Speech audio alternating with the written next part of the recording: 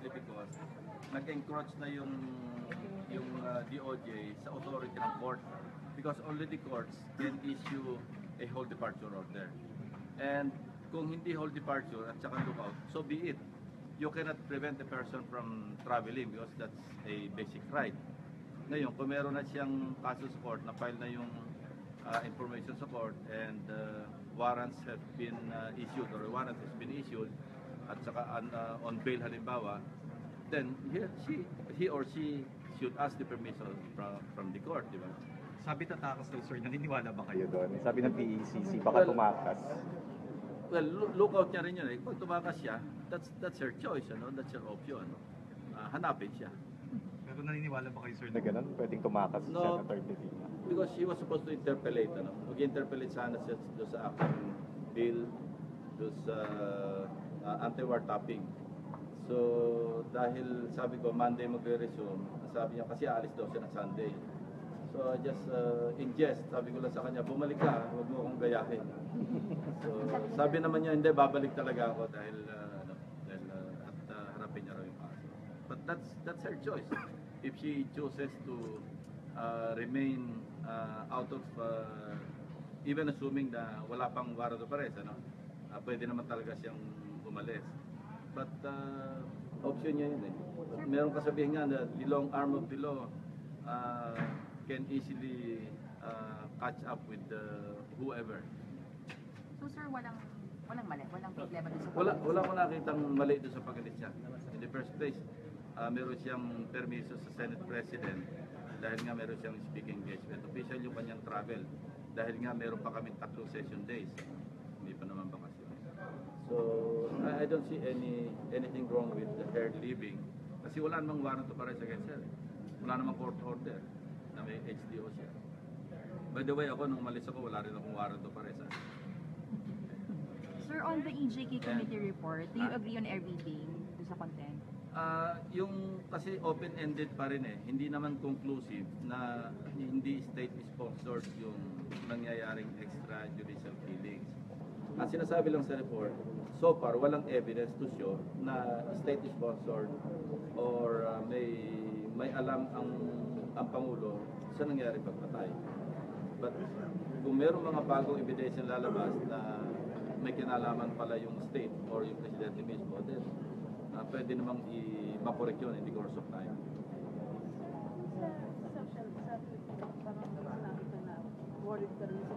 Yeah, then kasi nakaka-worry na because 2/3 ng 5,800 or almost 6,000. 2/3 doon, yun yung perpetrated by vigilantes, di ba? Mga riding in tandem. And 1/3 lang yung legitimate police operations. And even yung legitimate police operations, sometimes may mga question mark. May mga questions that need to be addressed or answered. Pero ang challenge sa PNP nito, I would advise General De Lora to form a special task force composed of, or special task group composed of intelligence and investigative personnel to address this particular issue, yung extrajudicial killings, meaning, or not extrajudicial, but yung DUI na sinasabi na, death under investigation. Kasi sa ngayon, masyadong maliit yung percentage on rate ng solusyon eh. So we want to see a more vigorous, more vigilant effort on the part of the PNP and the NBI and the entire government in addressing yung mga vigilante killings kasi nakaka-alarma na rin. Kasi if we talk of 6,000, that's 4,000 in a matter of wala pa tayo 6 months, hindi ba? So, let's, yeah. Iba yun eh, that's not, hindi naman police operation yun, hindi legitimate operation. Ang pag sinasabi nating vigilante killings, ito yung mga may packing tape, ito yung mga nira-riding in tandem, ito yung mga pinapasok sa bahay ng unknown assailants. And hanggat hindi tayo nakakita ng mas mataas na crime solution or solution efficiency pagdating sa mga murder cases na ito, then yung suspicion or yung perception na pinapayagan ng gobyerno ito, hindi mawawala.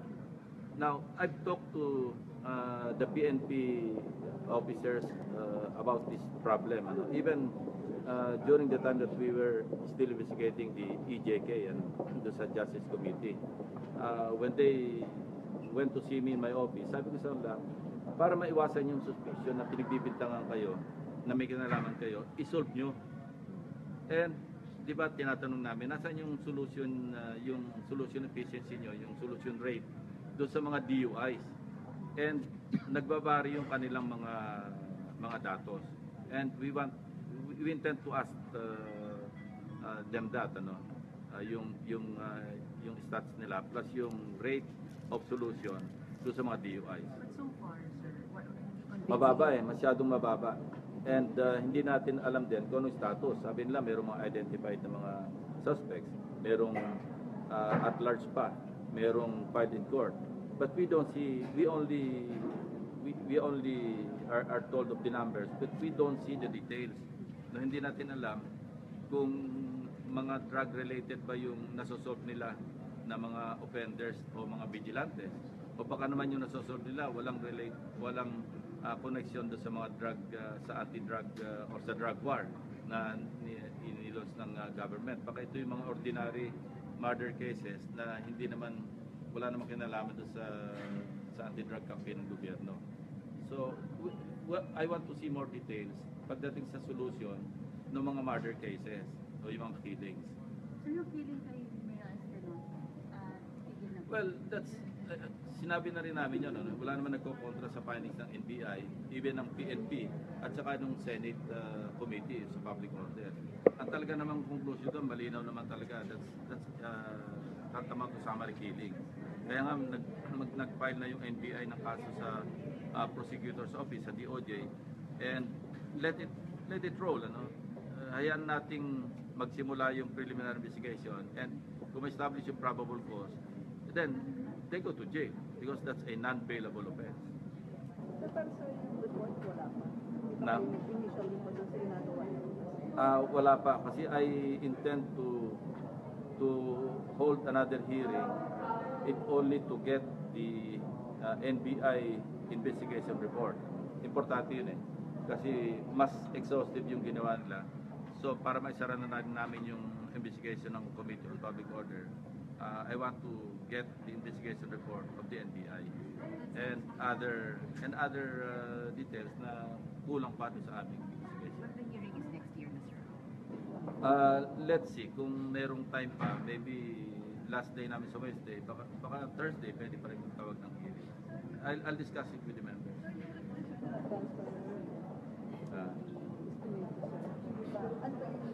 Call ng PNP yun kung sa tingin ni Gerald De La Rosa, mas maganda yung arrest na maialis siya doon sa Albuera kasi nga masyadong controversial na.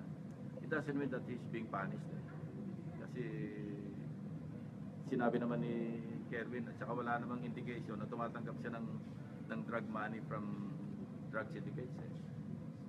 Yun lang, na ano lang siya na pasok lang siya sa politika, sa local politics. So I don't think he's being punished for being transferred. Yung mga ganun tayo, hindi naman siya magiging part ng committee report. Yung as to yung transfer and yung mga... Well, let's see. Kasi nagsisimula na kami mag-draft ng committee report. And kung makatawag ng panibagong ng last hearing, unless mayroong mga bagong developments from Dayan in relation to the killing of Espinosa. Remember, meron ng link between Dayan and Kerwin Espinosa. So, yun ang gusto lang namin makita. Otherwise, pwede namin wrap up. How about yung admission ni President na siya yung nagutos? Nagutos lang ano. Yung Alam mo, hindi na tayo nasanay kay Pangulong Duterte. No? I don't want to be commenting on what he said, what he did not say. Kasi meron man siyang spokesperson to address kung ano yung mga kailangang i-decipher sa mga sinasabi niya. Ako, kung ano yung narinig natin, di yun, but yung sinabi niya siya nag-utos, again, matagal yan sinasabi, inuutos niya naman talaga na get tough against drug lords. So it doesn't mean na siya nag-utos na patayin si Espinosa, hindi ba? Wala naman siya sinasabi ganun. Ako, I don't want to be, may spokesperson siya. I don't want to be explaining the comments or the statements made by the I President. mean, doon sa committee report, sir, hindi marami yun as to ano yung Ako pa Well, pwedeng maisama yun because marami nga talagang mga pasabi na that could have emboldened our police officers na yun nga kasi pagka hindi naman lahat ng 160,000 police officers and non-officers nakakaintindi o marunong mag-decipher ng mga instruction. Yung iba, they take it at face value. Kung ano yung sinabi, akala nila, yun ang instruction. So, I think nakaka-contribute yun sa dumadaming legitimate or yung outside of the police operations. Kaya dumadami yung killings. It cannot be avoided. And it cannot be denied na dahil presidente yung nagsasabi na embolden yung even vigilante groups to put the law in their own hands. Basta drug lords yung nahabol. So, sinabi sa EJK report na pinapa-admonish yung talk tank and dapat daw huwag mag-design agad ng Well, I see some sense those recommendation or those findings ng committee on justice. Na yung Tokhang talagang it's bordering on some constitutional violations, di ba? Dahil kakatuka, wala kang search warrant, kapapasukin ka, and hindi naman nababasahan ng rights, di ba? So, tama yun, yung report ng Justice Committee regarding Tokhang.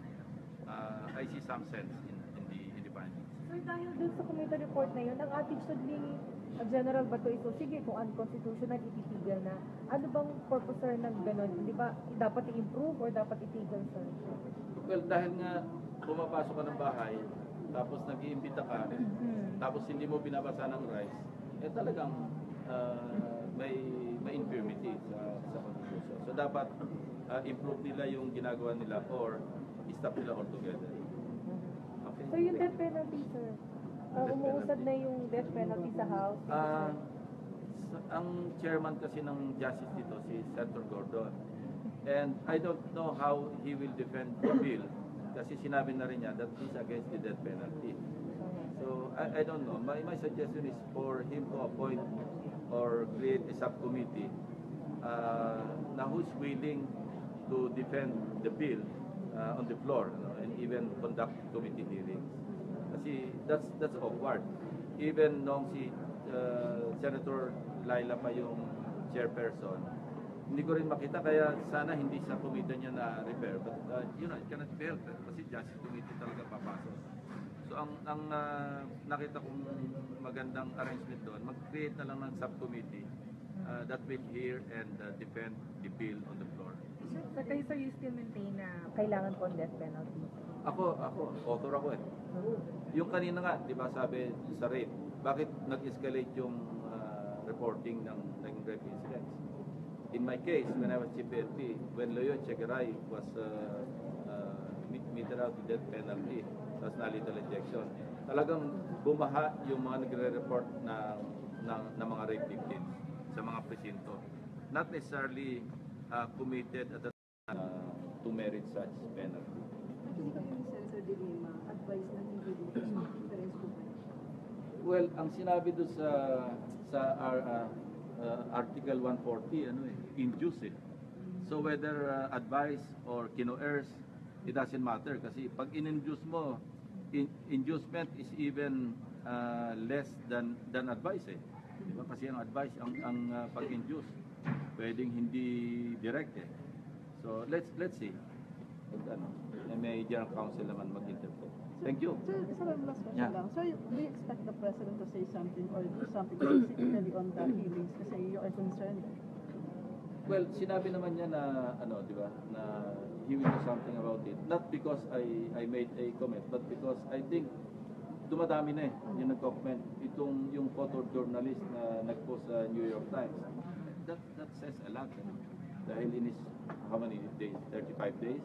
Ilan yung na-witness niya mismo na pinuntahan niya? 45 or 57 cases.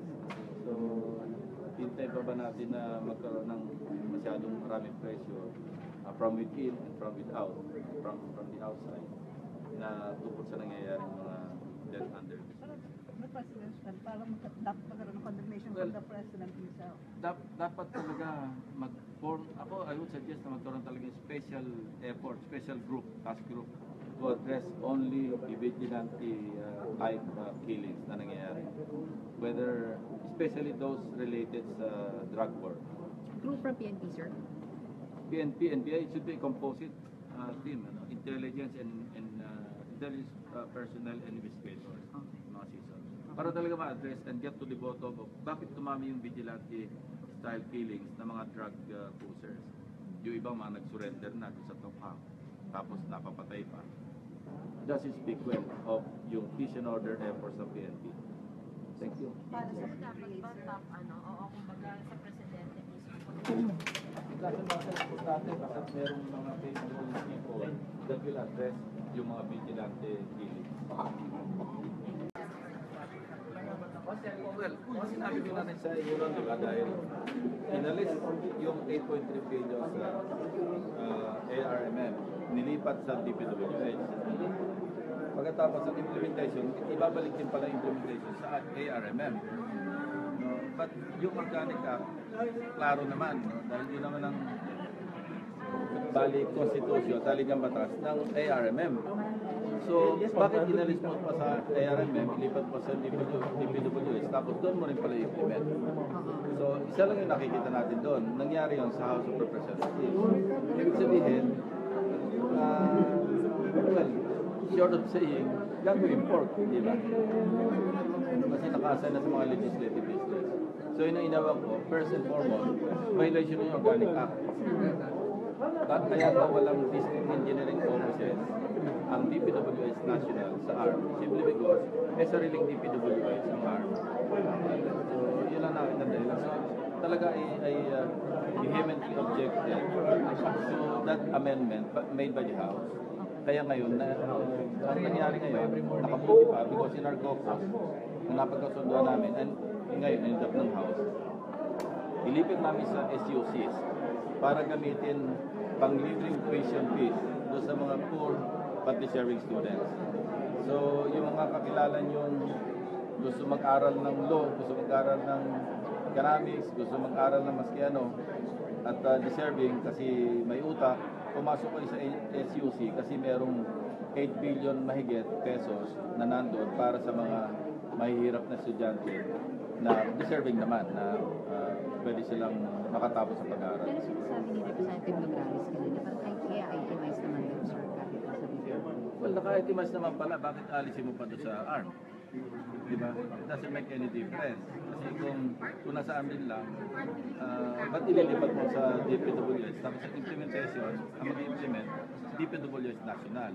Yun ang violation ng Organic Act. Kaya nga may autonomy, di ba? Sir, bakit parang sinunod na naipit si Secretary Martin? Well, I was told, wala, sinabihan ako ni chairperson ng Finance Committee na medyo malungkot yung aming colleague, si Senator Cynthia, kasi nga naapektuhan yung confirmation ng kanyang anak na si Secretary Mar dahil nga naging issue. Kaya nga I had to clarify, I had to make a manifestation kanina during the BICAM conference na walang kinalaman si Secretary Mar. It was all me. Ako yung nag-amen, ako yung nag-matigas dahil ayoko masayang yung pera, yung 8 billion. Hindi ko na ni-raise yung issue. Although I can tell you now na I will cast a dissenting vote pagdating sa ratification ng bicameral report. Why? Because there's still 3.6 billion pesos na nakalagay sa Department of Public Works and Highways National, pero ang implementation doon pa rin sa ARM. Ang una kasi namin nakita noong during the period of amendment din sa Senate, yung 8.3 billion. And then there's another 705 million pesos na nakalagay again sa Department of Public Works and Highways for school building program ng DepEd. Whereas meron ng 118.3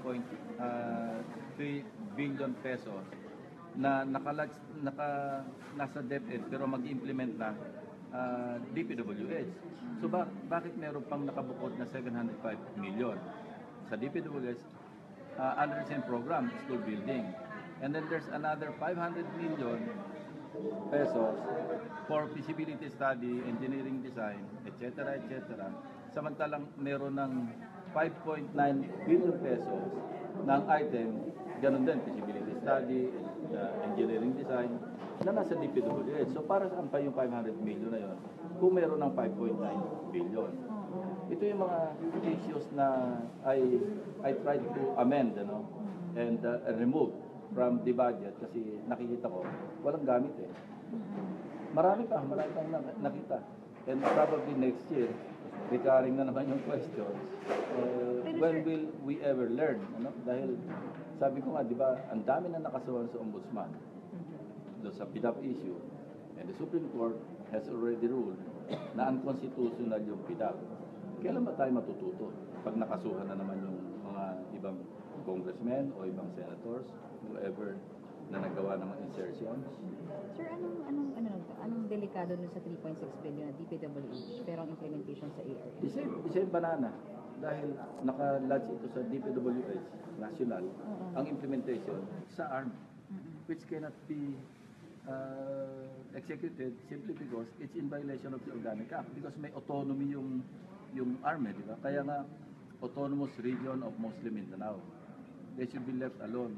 Ang interference lang ng national government sa ARM, minimum yung appropriation lang yung sa budget. But leave them alone.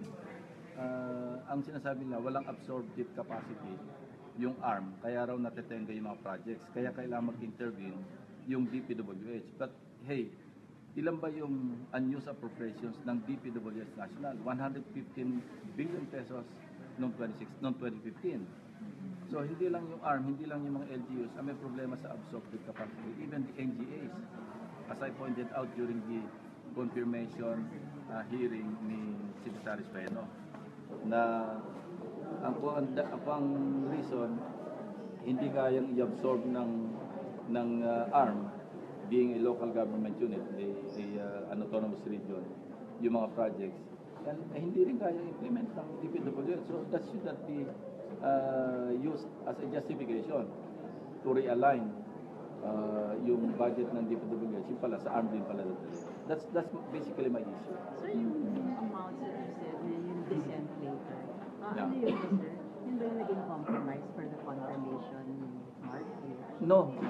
Kinlarify ko lamang na walang kinalaman si Secretary Mark na pull out yung 8.317 billion from DPWH. Yun ang doon nag-hardline yung house contingent. Kanina sa Oh, even before, kaya medyo natagalan yung bycam. Pero sir, itong mga amounts na to, hindi niyo na po ito nabawi. Hindi niyo na po ito napatanggal. Yung mga 3.6, 705, wala. Natalo na ako. I was outvoted. Pero yung iba, napatanggal ko rin. Pero the mere Kaya nga, nagkaroon ng additional budget yung PIDEA, 686 billion. Napalagyan ko ng additional budget yung CHR, 170 million. May mga ganon. Pero Senator, bakit kaya gano'n na palagi na lang silang nag-aalala? Yun nga hindi ko maintindihan. Ako, I'm just being consistent. Because since I became a senator, since I became a legislator, talagang ako anti-pork barrel eh. Hindi pa nga unconstitutional yung pork. I'm all against it. Why? Kasi nasasayang yung pera eh. Nakita naman natin, bakit sira-sira yung kalsada natin? Tsaka bakit kailangan mag-implement yung mga legislators? Ang trabaho namin, to legislate. Ang trabaho namin, power of the purse, magpasa ng budget. Hindi mag-implement ng project. Well, they can always say, hindi naman kami nag-implement. Public works nag-implement. Pero, sino ba nag-identify ng project? Sir, yun lang, sorry, just to clarify. Yung 3.6B, may fear ba kayo na congressmen po ang mag-identify ng project later? Well, it goes without saying, even if we don't see it in the GAA, in the budget, bakit sila napaka-interesado na hindi matanggal yung 8.3 billion? Bakit sila napaka-interesado na yung 3.6 i-implement nila sa ARM? Bakit kailangan tinigasan nila na naandyan sa DPWH? Pero sir, yung 8 billion napunta sa SUCs. SUCs. Specific yun. Gagamitin sa scholarship program ng mga poor, mga indigent. So, paano yun sir, ang distribution sa SUCs? Bahala na mechanism. implementation na yun. Ako, wala na akong pakialam doon. Pero hindi pwede mag-recommend yung congressman.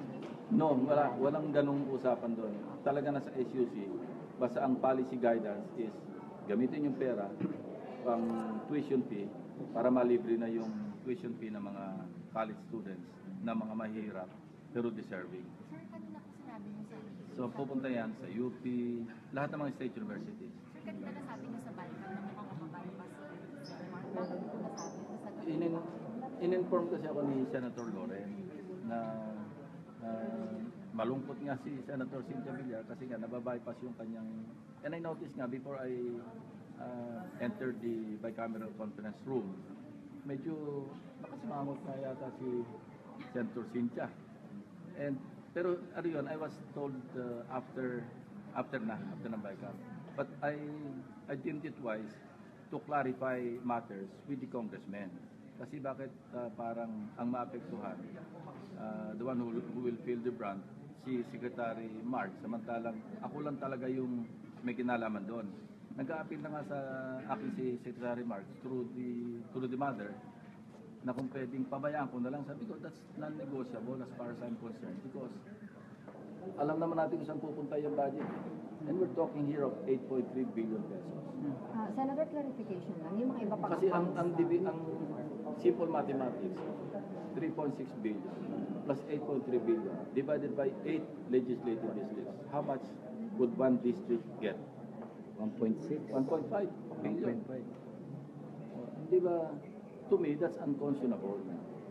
I'm not trying to cast aspersion, but bakit ganun nga katigas yung house contingent? Para bang that's the be-all and end-all of the passage of the General Appropriations Bill ng 2017. Okay. Thank you, Thank you, na. sir. Salamat, sir.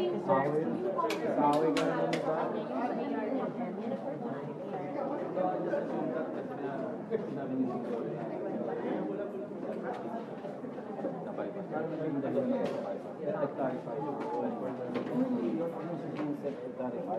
kasi ako yun. Diba sabi ko, it was only. Oo.